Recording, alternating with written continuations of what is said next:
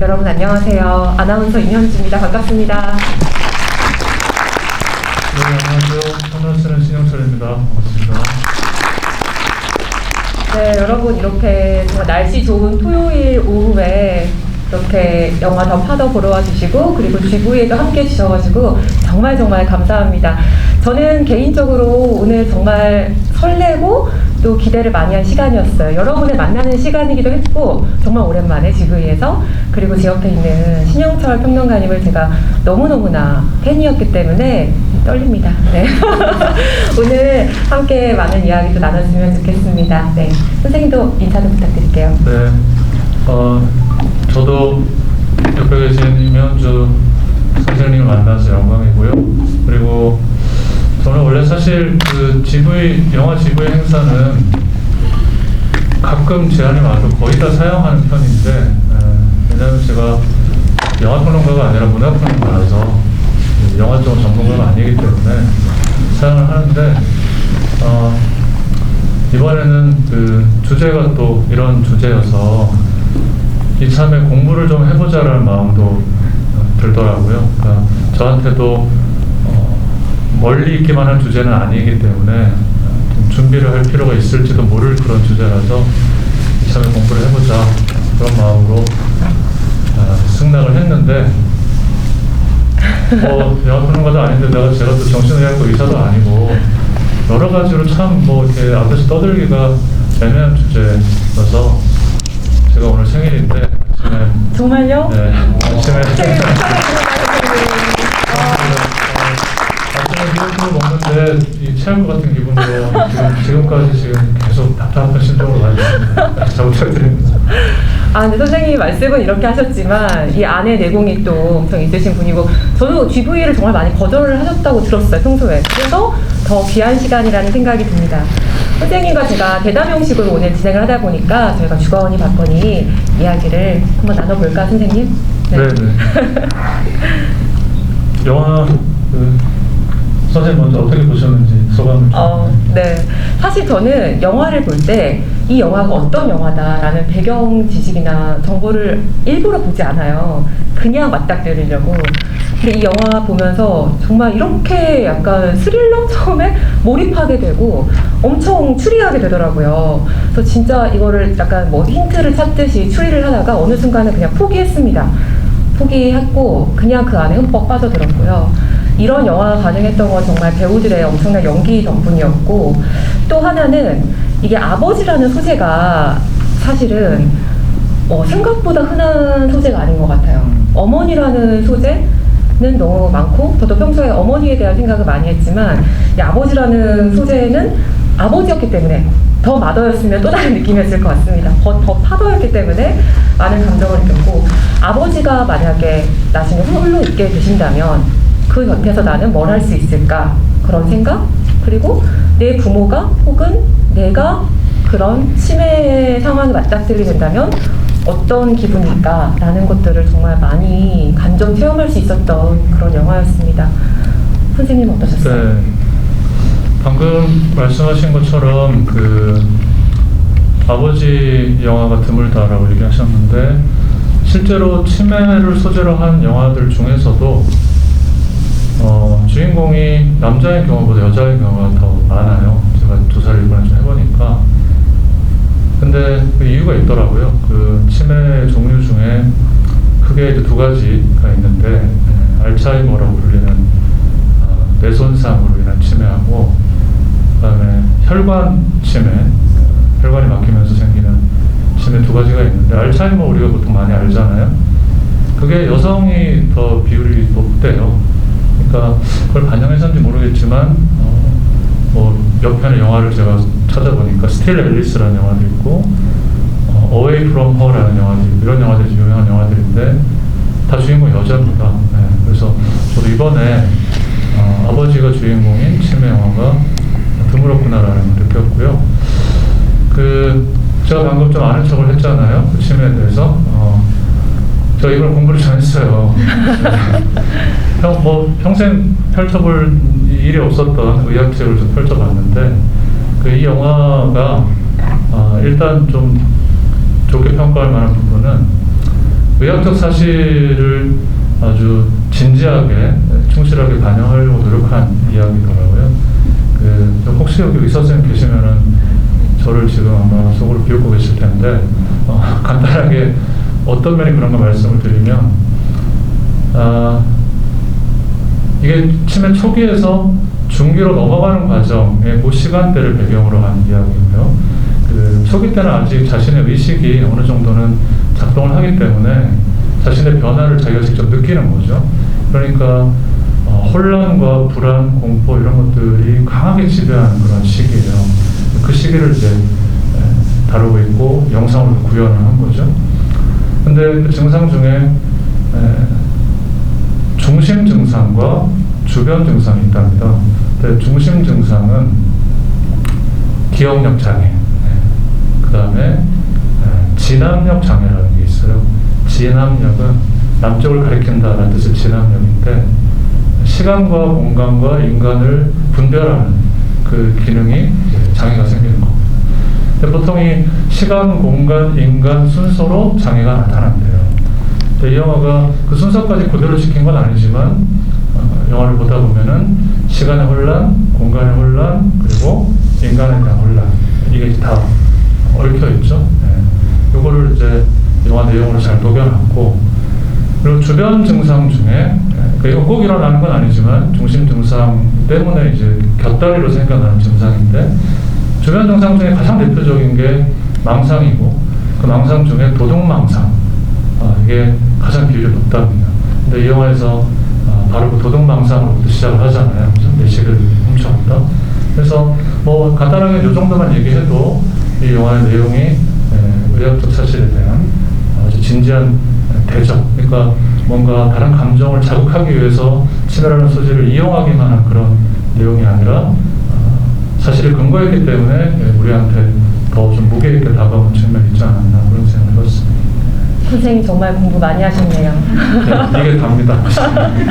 그리고 정말 극명하게 차이가 나는 게, 저는 아이패드를 항상 갖고 다니는데 선생님은 이 종이에 정말 이렇게 또 잘라가지고 후치케이스로 딱 집어가지고 네, 제가 이렇게 오셨어요. 70년대생이라서.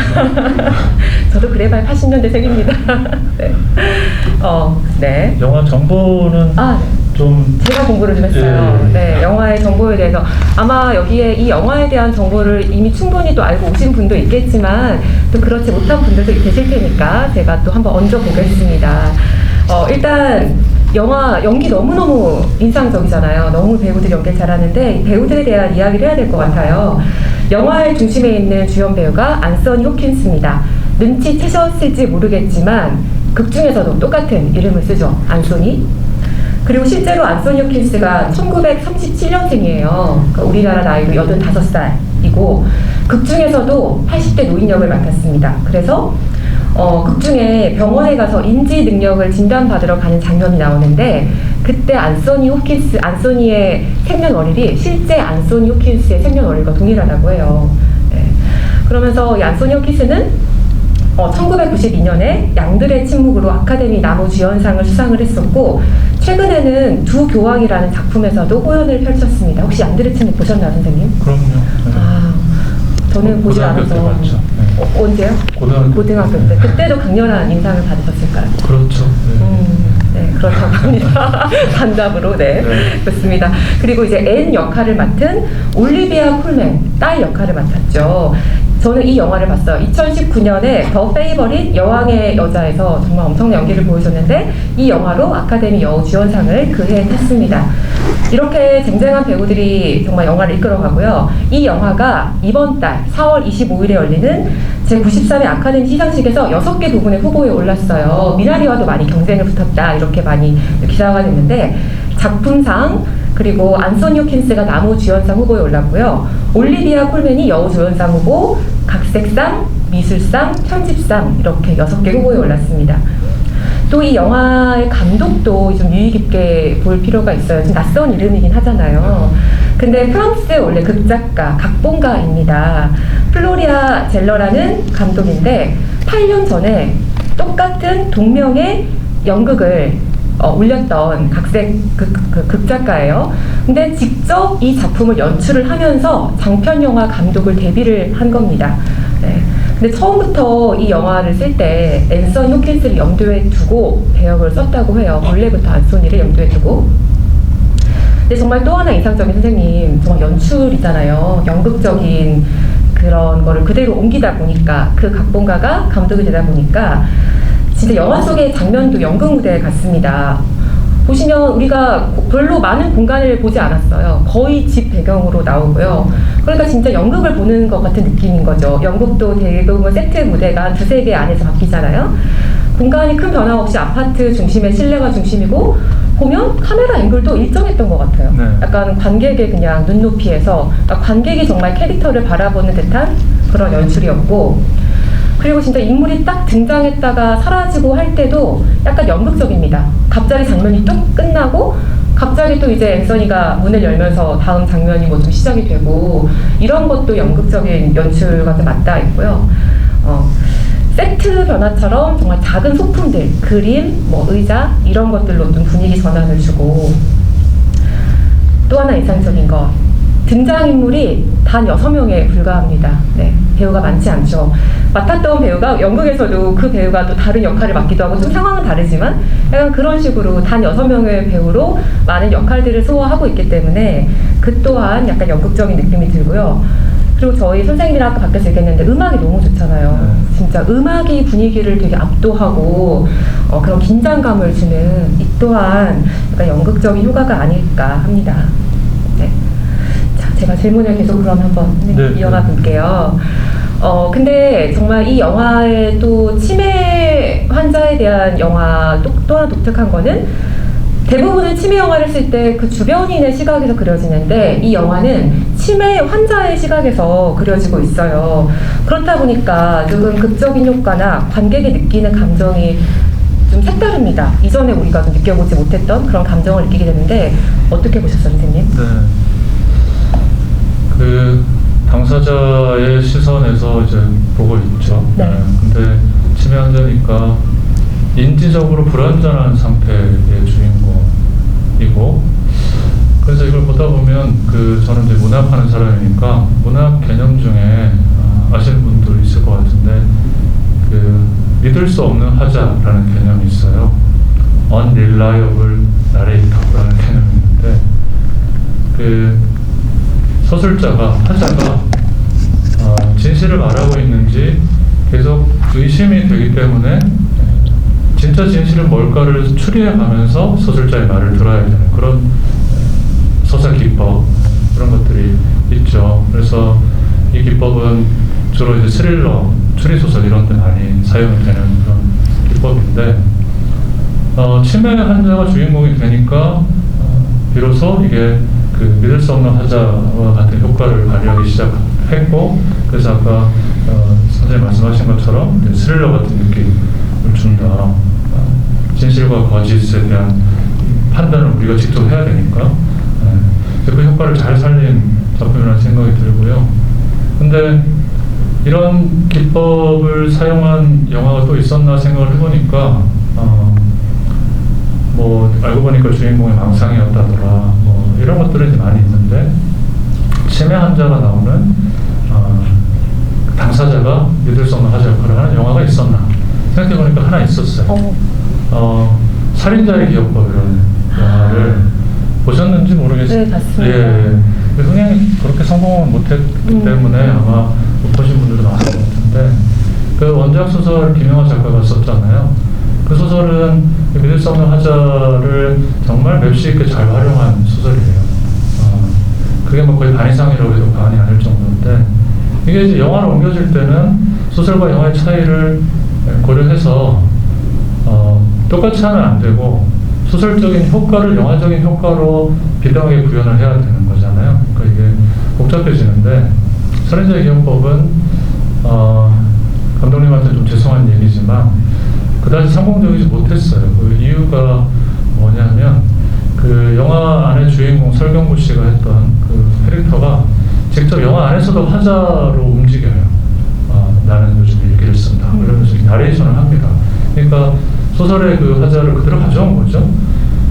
근데 거기에 이제 놓친 게 뭐냐면 영화는 카메라의 시선이라는 게 있잖아요.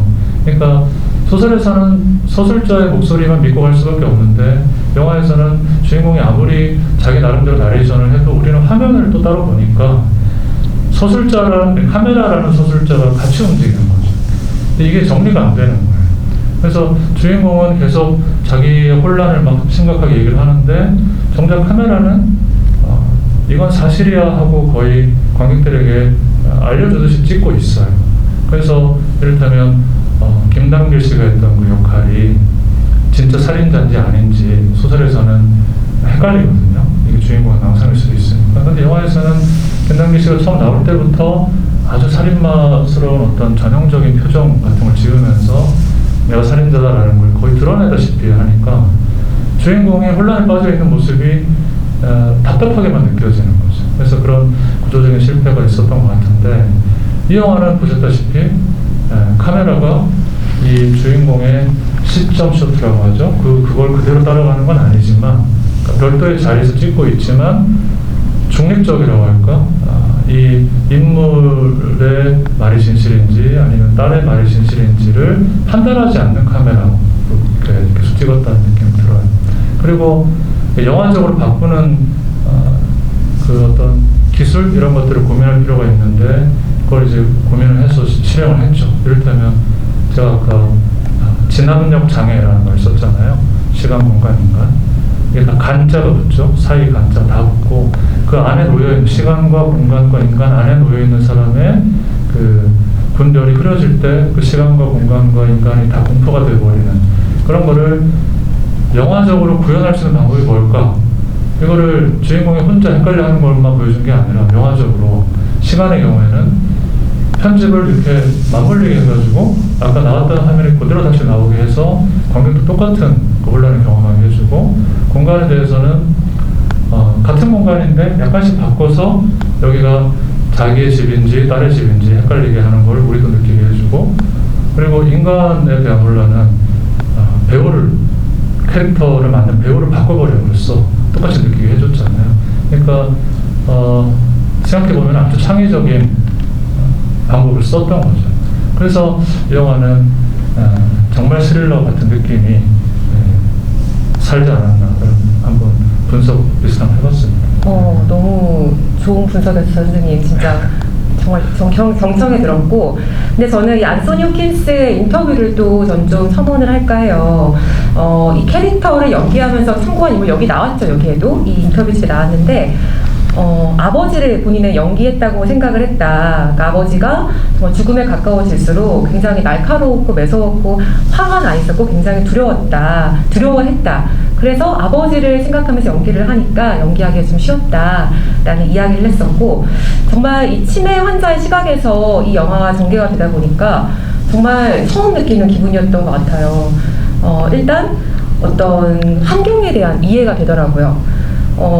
치매 환자가 갈 수 있는 환자라는 말이 좀 그렇고 안소니가 갈 수 있는 공간이 별로 없어요. 거의 다 집에서 생활을 하고 안소니가 입고 있는 옷도 잠옷 아니면 그냥 늘 주로 입는 옷들 굉장히 제한적이고 항상 규칙적이죠. 항상 닭고기 밥 먹고 만나는 사람 굉장히 제한적이고 이런 좀 제한적인 답답함을 굉장히 좀 체험을 할 수 있었고 그리고 내가 치매를 겪을 때 느낄 수 있는 기분들에 대해서도 되게 공감을 했던 것 같아요. 그러니까 소니가 되게 로라한테도 나 굉장히 좀 지적이고 원래 그런 사람이야 되게 자신하잖아요. 그랬던 사람이 이제는 내가 진짜 주변에 누구를 믿어야 되는지 모르겠고 내가 혼자서도 뭔가를 좀 할 수가 없는 사람이구나라는 무력감? 그런 걸 되게 느끼게 되면서 저도 되게 힘들었던 것 같아요. 그때 딱 관객의 입장에서 그 치매의 심정을 좀 딱 또렷하게 느꼈던 대사가 저는 되게 처음에 딸이 와서 대화를 주고받다가 딸이 나 파리로 갈 거예요 하니까 그때 갑자기 딱 불안한 얼굴을 보이면서 아니 그러면 날 버리고 떠난다는 건 난 어떻게 되는 거니? 그러니까 그 대사부터가 저는 이제 진짜 이건 비극의 시작이다라고 처음 느껴지더라고요. 평온했던 일상에서. 그러면서 점점 공포스러운 기분을 느끼게 되고 내 집이라고 믿었는데 내 집이 아닌 상황이 되고 그러면서 어떻게 보면은 치매를 우리가 굉장히 질병이라는 관점에서 그동안은 봤더라면 이 영화는 그 사람의 내면을 굉장히 체험할 수 있게 되는 색다른 시각이었던 것 같아요. 그러면서 저는 또 공감에 관한 생각을 해봤습니다. 제가 또 선생님을 굉장히 정말 좋아하는 이유가 물론 글을 너무나 좋아하기 때문이죠. 선생님 책 중에 여러분도 읽으실지 모르겠지만 그 슬픔을 공부하는 슬픔이었나요? 거기서 제가 만나기 전에 한번 좀 훑어봤는데 이런 이야기가 나오더라고요. 근데 선생님이 슬픔에 대한 이야기를 하면서 인간이 배울 만한 가장 소중한 것과 인간이 배우기 가장 어려운 것은 정확히 같다. 그것은 바로 타인의 슬픔이다 하셨어요. 네. 그러니까 인간이 배울 만한 가장 소중한 것, 그러면서 가장 어려운 건 타인의 슬픔을 이해하고 타인의 슬픔을 아는 거다라는 말씀 정말 명언을 쓰셨습니다. 그러니까 그 말이죠. 내가 아무리 타인의 슬픔을 이해하고 싶어도 그 일이 정말 내가 경험하기 전까지는 완전히 알 수 없게 되는 게 어쩔 수 없는 한계인 것 같아요. 그래서 나한테 어떤 일이 일어나고 나서야 비로소 그 상황에 대한 걸 완전히 이해를 하게 되는 거죠. 그래서 우리가 부모에 대해서 항상 약간 슬픔을 느낄 수밖에 없는 게 내가 그걸 경험하고 나서야 부모님을 이해하게 되고 한 박자 늦게 알게 되는 상황들. 네. 근데 이 영화를 보고 나면 적어도 내가 앞으로 그런 상황에 맞닿기 전에 조금은 그런 공감할 수 있는 타인의 슬픔을 좀 이해할 수 있는 마음이 생긴 게 아닌가라는 생각이 들었고요. 완전히 이해할 수는 없겠지만 그러니까 관찰자에서 내가 경험자가 되는 거죠. 그래서 저는 또한 생각났던 게 그 방송을 재작년이었나 가족의 달에 그 치매를 겪고 있는 할머니와 그 치매 할머니를 돌보는 할아버지 이야기가 나왔어요. 너무나 좀 감동적이기도 했고 슬펐어요. 왜냐면 1년 뒤에 할아버지 또 이야기 같은 부부가 나왔는데 할머니를 되게 돌보던 할아버지가 오히려 본인은 돌보지 못한 거예요. 할머니가 할아버지랑 있어야 밥을 먹고 할아버지만 따르니까. 그래서 먼저 돌아가셨어요, 할아버지가. 근데 할머니는 그 사실을 몰라요. 그냥 계속 할아버지를 기다리고 있고 주변에서도 굳이 얘기해주지 않고 그냥 항상 그리워하면서 언제 오나 이걸 기다리는 건데 너무너무 슬프잖아요. 근데 그때도 저는 어떻게 보면 그 상황에 대한 슬픔이었고 그냥 안타까움이었는데 조금은 그 할머니의 마음을 조금 더 이해하게 되더라고요. 그러니까 생각해보고 상상하게 되고 그러니까 이런 영화를 봄으로써 우리가 그런 타인의 내가 경험해보지 못했던 것에 대한 상황, 슬픔에 대한 이해가 생기는 게 아닌가 생각이 들었습니다. 네. 선생님 타인의 슬픔에 관한 이야기를 더 듣고 싶어요. 예. 네. 이 주제로 그 얘기를 하긴 참 너무 조심스럽고 네. 알지 못할 뿐만 아니라 알려고 노력해야 된다는 말조차도 좀 조심스러운 측면이 있죠.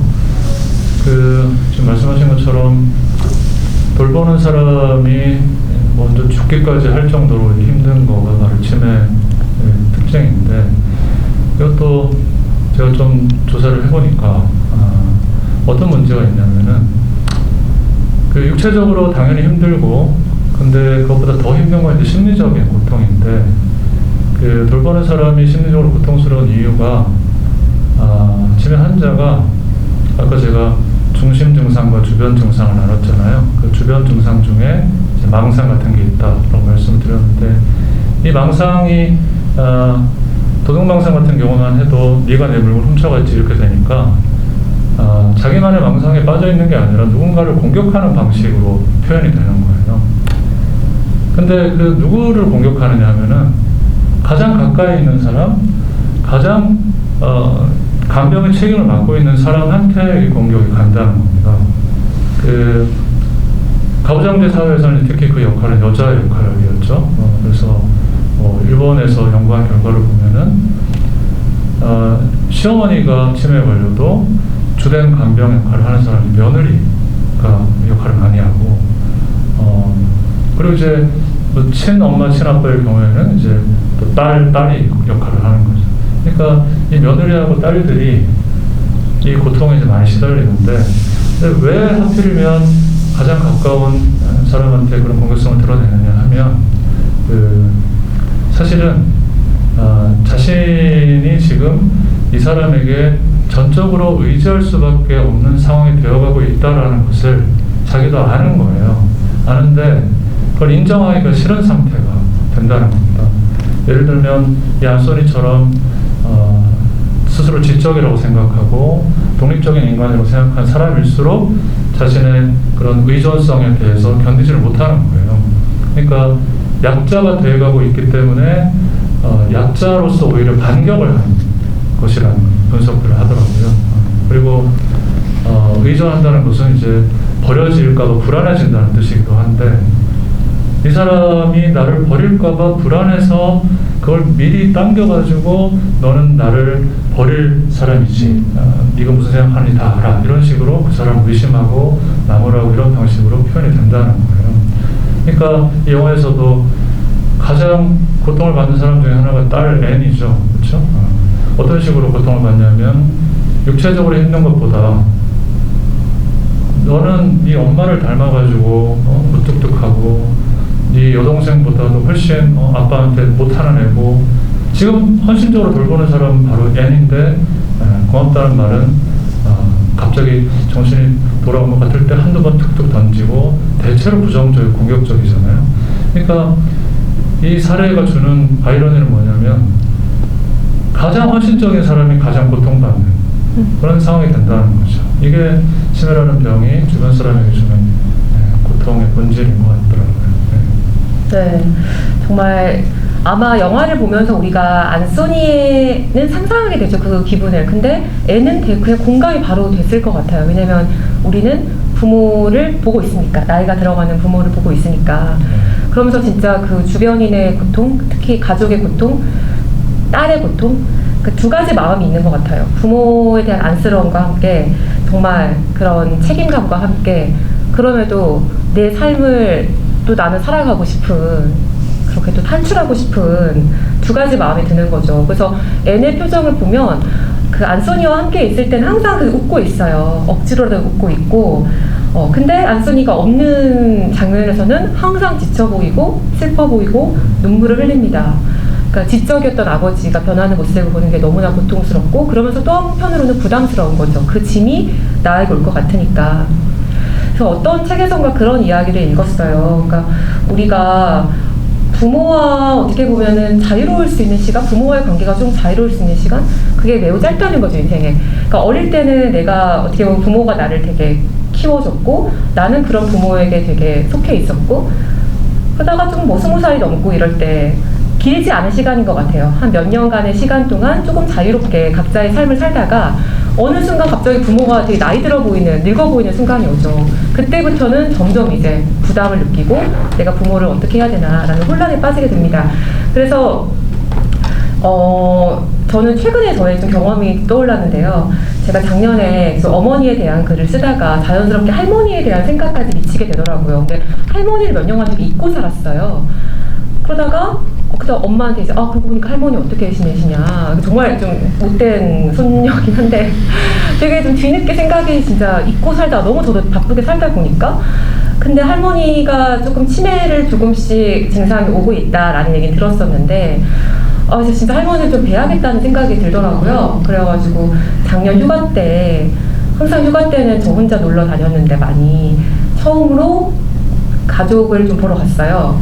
그래서 시골에 갔습니다. 제 할머니가 계신 곳이 굉장히 시골이거든요. 제가 좀 태어났던 곳이기도 하고, 시골 마을에 정말 몇 년 만에 가서 할머니 얼굴을 딱 보는데 진짜 그냥 보자마자 눈물이 막 너무 계속 날 것 같은 거예요. 얼굴 볼 때마다 눈물 날 것 같고. 근데 제가 갑자기 울면 너무 당황스럽잖아요. 뭔가 모든 가족이.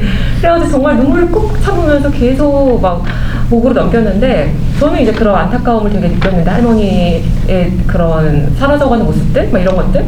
근데 엄마는 할머니를 대할 때, 그러니까 어쨌든 돌보는 건 거의 엄마잖아요. 할머니도 혼자 살고 계시고. 그러다 보니까 할머니가 동네 사람 누구 흉을 보면은 엄마는 거기서 왜 동네 사람 흉을 보냐 이러면서 이렇게 픽 약간 이렇게 빽 이렇게 해요. 그래서 저는 또 엄마한테 엄마 할머니한테 왜 그래? 라고 하는데 엄마가 돌보는 건 다 엄마거든요. 근데 또 이렇게 태도가 나올 때는 또 주변 사람들은 왜 그래? 라고 엄마 탓을 하게 되고, 그러니까 이게 한 발자국 떨어져 있는 사람과 그걸 진짜 돌봐야 하는 사람의 입장 차이인 것 같아요. 저는 그걸 되게 많이 느꼈고, 근데 그러니까 저만큼 이렇게 차분하고 저만큼 계속 따뜻하기가 어려운 거죠.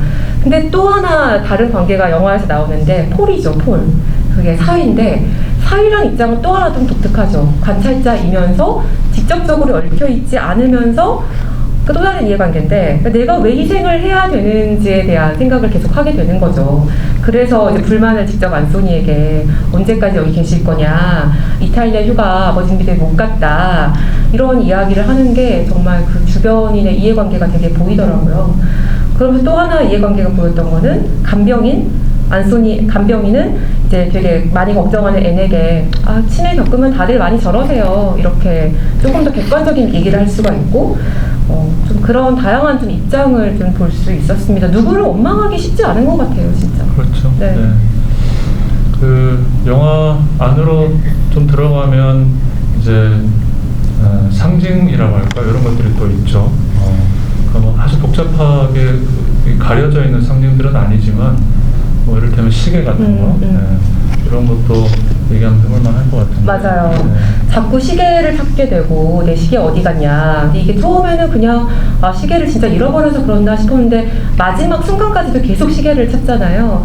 이게 상징성이 있는 듯합니다. 그러니까 진짜 잃어버리고 싶지 않은 나의 시간이라는 생각이 들어요. 그래서 계속 찾고 계속 붙들고 하지만 결국에 또 잃어버리고, 그러니까 내가 진짜 나의 시간만은 끝까지 나의 것이라고 생각을 했는데 시간을 내가 어떻게 할 수 없다는 그런 무력함을 되게 느끼고, 마지막까지 붙들고 싶은 나 자신이 아닐까, 저는 시계를 좀 그렇게 생각을 했고요. 그러니까 안소니가 보면은 집도 되게 예쁘게 잘 꾸몄잖아요. 안소니가 평소에도 되게 음악도 막 클래식 음악을 듣고 굉장히 좀 깔끔하게, 그리고 막 잠옷 입은 모습 막 보여주기 싫어하고 항상 그렇게 자신을 잘 통제하고 좀 부지런히 살았던 삶이 아닐까라는 걸 좀 생각을 해봤는데, 아까 말씀하신 것처럼 그런 사람일수록 이런 상황을 굉장히 받아들이기 힘들어하는 거죠. 본인에 대한 지적 능력에는 자신감도 있는데. 그래서 저도 생각을 해봤어요. 저도 하루를 굉장히 계획적이고 구체적이고 좀 시간 단위로 사는 사람인데, 만약에 내가 지금 아침인지 저녁인지 그리고 지금 내 시간을 내가 알 수 없다면 나의 하루는 어떻게 될까? 그래서 저는 아침에 일어나는 순간부터 몇 시부터 몇 시까지는 이걸 하고, 이 시간에는 밥을 먹고, 이 시간에는 잠을 자고, 이게 너무나 계획적인데 그런 나의 모든 일상은 시간에 의존하고 있었구나라는 걸 새삼 느끼게 되더라고요. 만약에 제가 아침부터 저녁까지 저에게 시간을 볼 수 없게 하고 시계를 빼앗아 간다면 하루가 엉망이 될 것 같아요. 나의 삶을 좀 살기 힘들어지는? 좀 그래서 안소니가 진짜 많이 고통스러웠겠다라는 것을 좀 공감할 수 있었습니다. 네. 그리고 그 동생 이야기가 좀 수수께끼처럼 나오잖아요. 확실하게 파악할 수 있는 정보는 교통사고로 죽었다라는 정도고, 그 영상으로 보여준 바에 따르면은 아주 어린 나이에 죽은 것 같지는 않고, 그 언니보다는 젊지만 그래도 어느 정도 중년의 나이가 돼서 그 병실에 누워있는 이미지를 믿는다면 그런 게 아닌가 이 정도로 보이는데, 루시에 대해서는 어떤 식으로 분석을 해봐야 되나 생각을 해봤어요. 네. 두 가지 측면에서, 하나는 원인으로서의 측면, 또 하나는 이제 결과로서의 측면인데, 원인이라는 건 어떤 거냐면 치매 초기 단계는 그냥 건망증이 좀 생겼네 이 정도로 우리가 느끼게 되는데, 그때 그러니까 이미 이제 뇌의 그 손상이 시작이 되는 거죠. 근데 거기서부터 가속화되는 데에는 어떤 계기들이 필요하다고 해요. 근데 그 계기 중에 하나가 몇 가지가 있는데, 그 중에 큰 게 배우자의 죽음이라는 겁니다. 그러니까 내 삶의 확실성이 하나가 무너져 버리면은 그때부터 이 증상이 이제 강화되는 거죠. 주변 증상 같은 게 강화되는 것이죠. 근데 이 영화에서 흥미롭다면 흥미로울 수 있는 설정 중에 하나는 이 안소니가 부인에 대한 얘기를 거의 안 한다는 거예요. 네 엄마 닮아서라고 할 때 딱 한 번 나오죠. 네. 근데 이 루시에 대해서 앤서니가 설명을 하기를 이 여동생은 참 다정하고 따뜻한 아이였고 라고 하면서 나를 리틀 데디라고 불렀다. 아빠 얘기를 불렀다는 얘기를 하잖아요. 근데 이 말의 의미를 좀 실른다면 이 둘째 딸이 어쩌면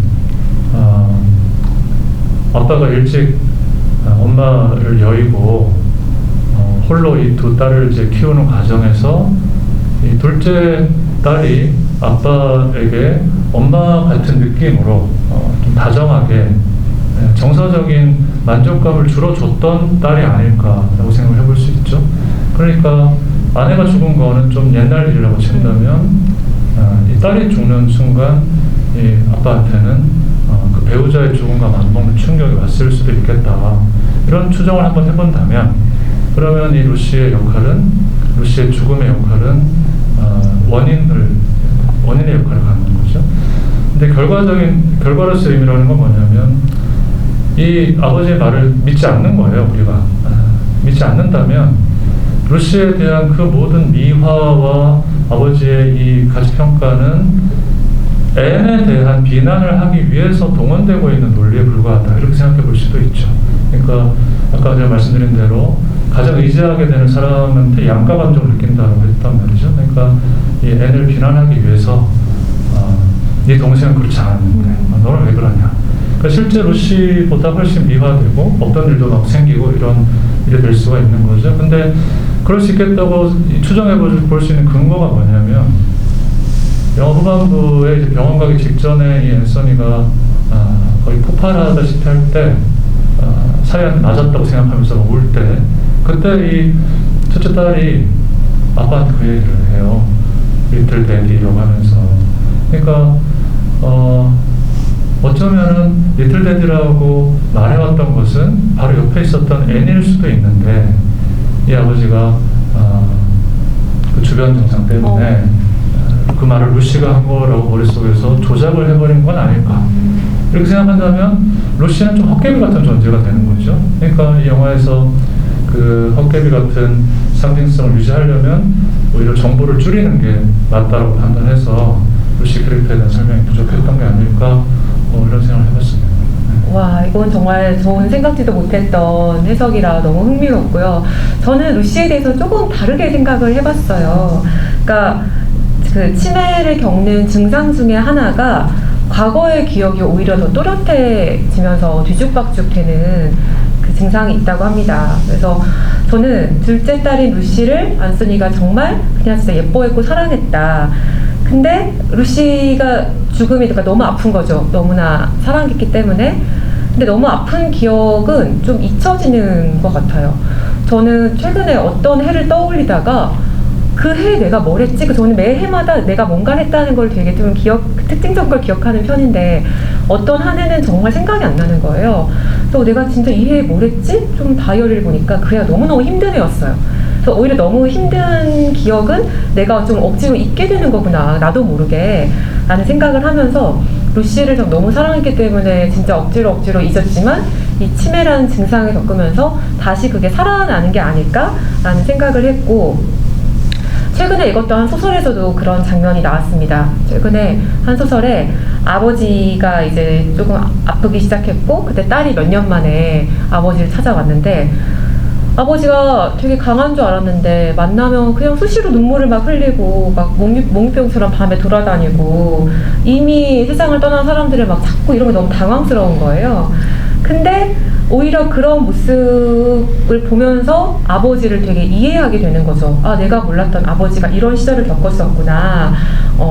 아버지가 그 몽유병을 겪는 이유는 전쟁 시절에 몸을 이리저리 피하느라고 그때 그 트라우마가 다시 나이가 들어서 막 생기기도 하고 세상을 떠난 사람들을 찾는 거는 내가 그때 해주지 못했던 거 혹은 같이 할 수 없었던 것들에 대한 회한 때문에 자꾸 그 사람의 또 이제 기억이 막 또렷하게 생각이 나고 그래서 저는 그냥 그 루시에 대한 그 장면들을 보면서 과거의 어떤 장면들은 잊혀지는 게 아니라 그냥 계속 우리 안에 어딘가에 있구나 라는 생각을 저는 좀 많이 해봤습니다.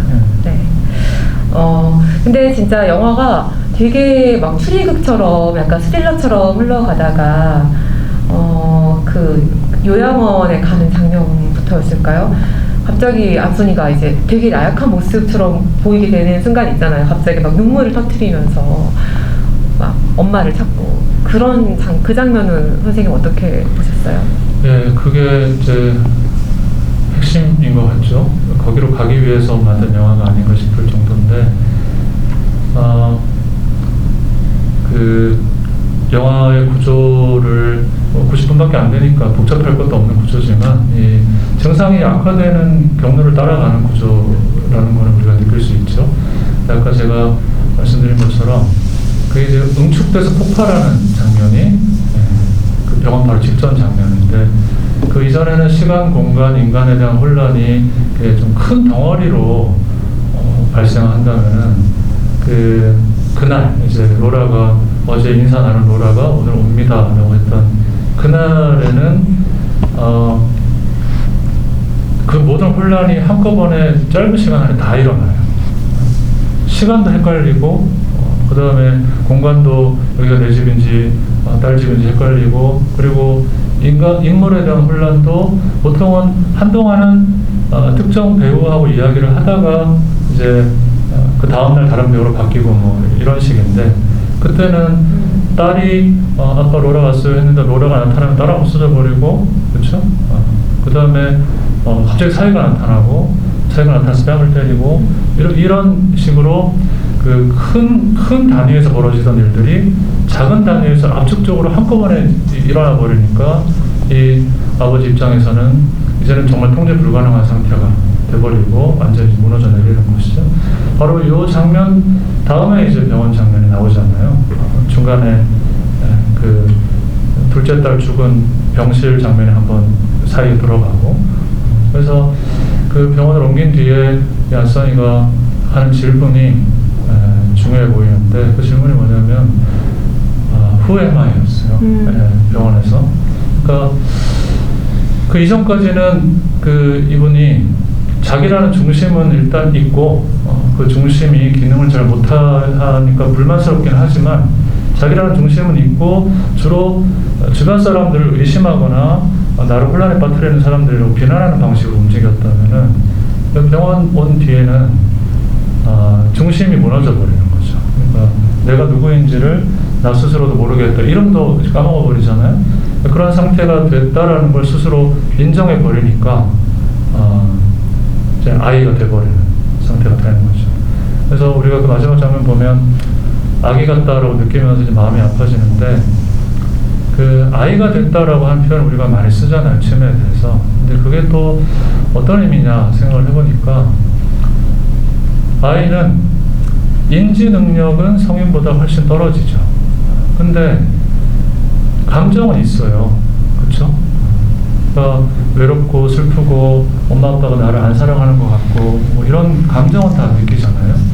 인지 능력은 떨어지는데 감정은 살아있는 이 상태가 되는 거죠. 아이가 된다는 거죠. 만약에 감정도 같이 없어져 버리면 마음이 덜 아플 거예요. 근데 인지 능력은 떨어지는데 감정 그대로 있고, 그게 이를테면 그 돌보는 사람들 입장에서는 어떤 문제가 되냐면, 내가 이 사람의 인지 능력이 떨어진다고 해서 말을 함부로 하고 내 감정을 표현하고 이러면은 이게 이 상대방의 감정 능력은 살아있기 때문에 이 감정들이 축적이 돼서 상대방한테 그게 이 사람의 상태에 또 영향을 다시 미치는 이런 구조를 갖는다는 거죠. 그러니까 그 병원에 데려다 주고 딸이 걸어 나오는 장면에서 딸이 괴로워하는 그 모습을 우리가 보게 되는데, 아마 같은 상황에서 부모님을 병원에 맡기고 돌아올 때 우리가 다 죄책감을 느낄 거예요. 왜 그러냐, 마치 애를 버리고 오는 것처럼.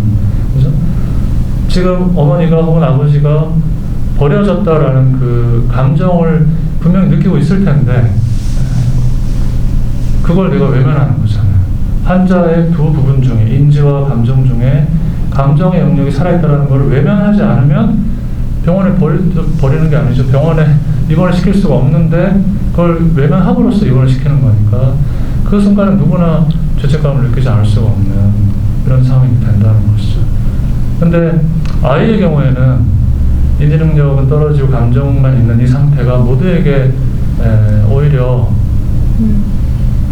새로운 만남의 시작이니까 그 상태에 오히려 이렇게 안쓰러운 마음이 생기고 행복한 미래를 생각하게 되지만, 부모님의 경우에는 똑같은 아이 상태라고 할지라도 이건 이제 작별을 앞두고 있는 상태니까 감정이 좀 다를 수밖에 없고, 그래서 사실은 우리가 앞으로 겪게 될 미래의 죄책감이랄까 이런 거를 생각하게 되는 그 순간이 참 보기 힘든 고통스러운 장면이 아니었나 싶습니다. 말씀을 들으면서 되게 또 슬퍼지는 것 같아요. 그 감정은 있는데 인지 능력은 떨어지는 그런 상태. 그러면서 이제 마지막 장면쯤에 캐서린이 안소니를 되게 악이 다른, 그때는 되게 이제 안소니한테 반말로 나랑 산책 가자 뭐 이런 식으로 막 하는데, 그때 진짜 되게 마음이 아팠고, 그러니까 결국 그 안에서 할 수 있는 게 별로 없어요. 산책하고 낮잠 자고 맛있는 음식 먹고 가끔 딸 오는 거 기다리고, 간병인 외에는 만날 수 있는 사람이 없고 그게 먹먹하게 느껴졌고, 그러면서 아까 말씀하신 내용 중에, 그러니까 그러면서 우리가 누군가를 대할 때 태도에 대해서 저는 되게 생각을 해보게 됐거든요.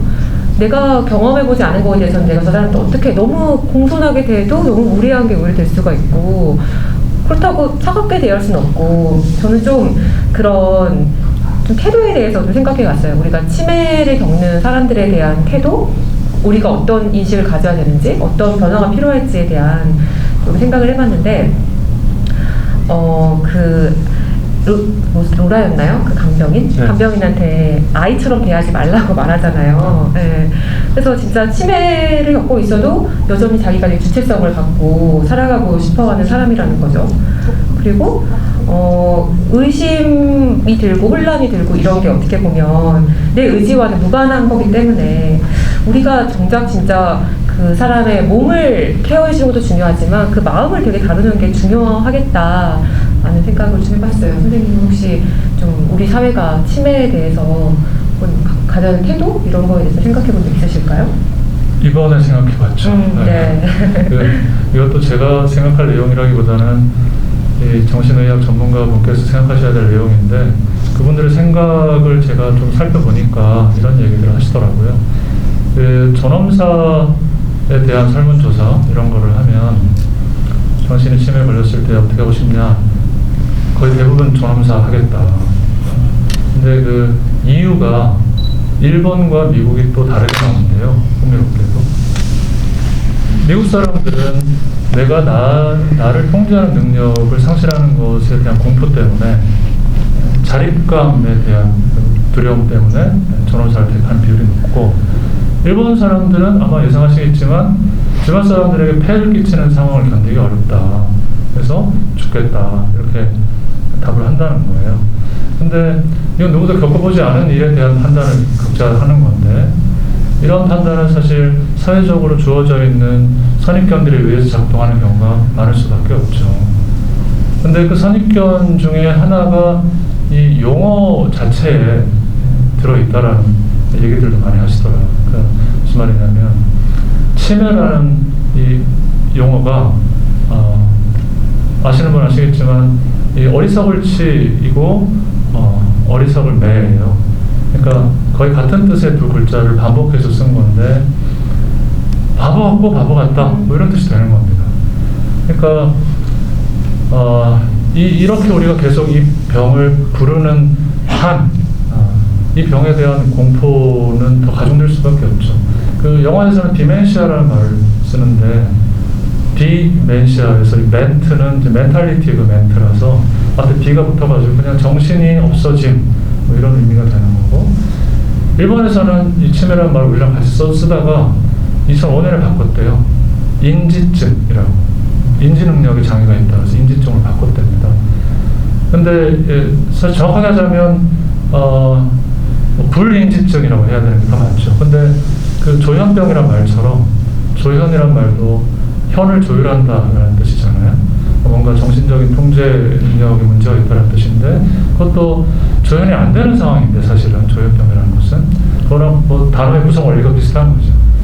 안 된다는 의미를 일단 빼놓고 그것과 관련된 병이다 해서 조현병, 인지증 이런 말을 쓰는 거예요. 그래서 인지증이란 말을 일본에서 쓰기 시작했을 때 뭐 반발도 좀 있었다고 하더라만은 그래도 그 말을 한 15년 동안 쓰면서 좀 분위기가 바뀐 효과가 있었겠죠. 근데 우리는 아직도 치매라는 말을 쓰니까 제가 뭐 의학 전문가는 아니지만 이거 좀 바꾸는 게 좋지 않을까라는 생각이 들고 조금 부정적인 뉘앙스가 있죠. 그렇죠. 네. 네.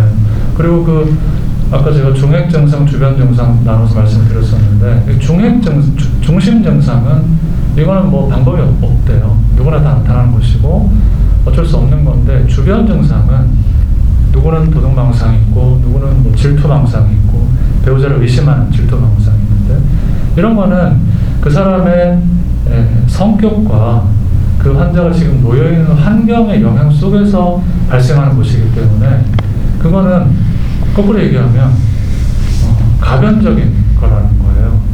근데 이제 이렇게 얘기하면은 그러면 돌보는 그 사람들이 얼마나 잘 돌보느냐에 따라서 환자 상태가 달라진다 이렇게 해버리면 이제 돌보는 사람들의 부담이 너무 커지는 거죠. 그래서 그렇게 말하는 건 좀 조심스럽지만 사회나 국가의 뭐 가족의 역할이 없지는 않다. 뭐 이 정도로는 말할 수 있는 그 주변 증상은 가변적이니까 그런 결론이 나오는 거죠.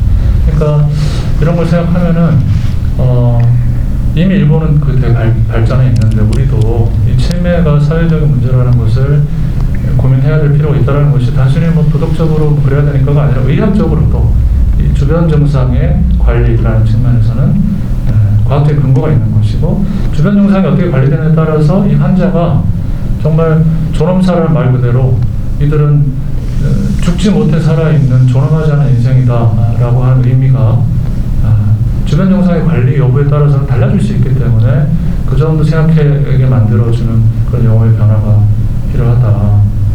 뭐 이런 얘기가 책에 있는데 제가 말이 좀 길죠. 근데 소설 하나를 소개를 해드리자면 그 정소현 작가라고 있어요. 정소현 품이 있는 삶이라는 소설이 있습니다. 마침 딱 관련된 주제여서 그 여성 의사인데 이분이 자기 부모님이 알츠하이머를 앓다 돌아가셔가지고 이게 얼마나 끔찍한 병인지를 스스로 잘 안다고 생각하는 사람인 거예요. 그래서 이분이 자기가 알츠하이머에 걸리면은 존엄사를 하도록 만드는 그런 보험에 가입을 했어요. 근데 이분이 정말 알츠하이머에 걸린 겁니다. 근데 이분은 어떤 상태냐면 자기가 그동안 너무 힘들게 살았고 고통스러운 기억도 많고 그랬는데 알츠하이머 초기 단계 들어오니까 그 기억도 사라지고 자기 삶이 행복해졌다고 느끼기 시작하는 거예요. 근데 보험회사는 보험 계약을 이행해야 되니까 이분을 이제 존엄사를 하기 위한 처리 작업에 들어가는 거죠. 당사자는 나는 죽고 싶지 않다. 지금 이제 정말 행복하게 살고 싶다라고 얘기를 하고 보험회사에서는 죽이려고 하고 이 과정을 그린 소설이 있는데 그러니까 뭐 그 치매에 걸린 환자분들이 얼마든지 행복하게 살 수 있으니까 뭐 이런 얘기를 하려는 게 아니라 경험하지 못한 삶에 대한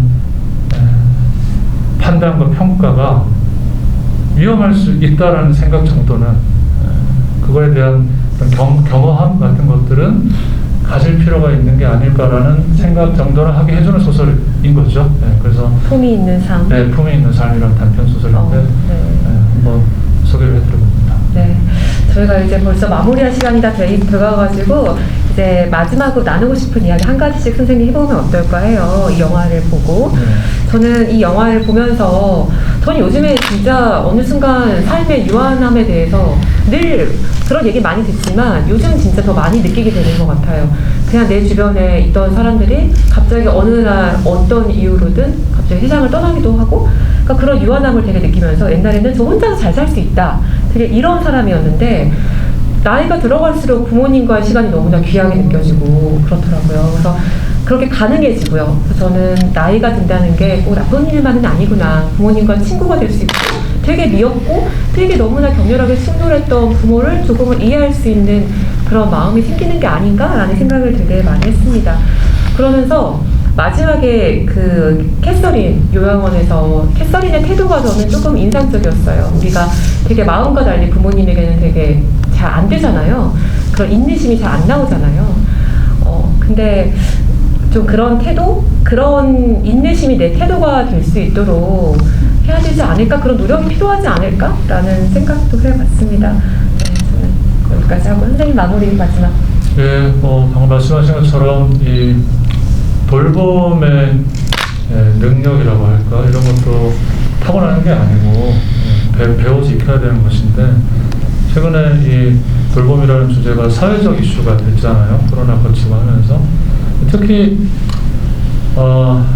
한국 사회에서 남성들은 제가 스스로 많이 그걸 느끼는데 돌봄을 받는 주체지 돌봄을 제공하는 주체로서 양육되지 못했고 그 타성대로 살고 있는 경우들이 많다고 감히 생각을 하는데 나중에 부모님이 아프실 때도 그렇고 뭐 배우자가 아플 때도 그렇고 이 남자들이 얼마나 그 사랑하는 사람을 잘 돌볼 수 있을까에 대한 이런 고민 이런 것들도 해야 된다는 생각을 하게 됐어요. 어떤 책에서 재밌는 얘기를 봤는데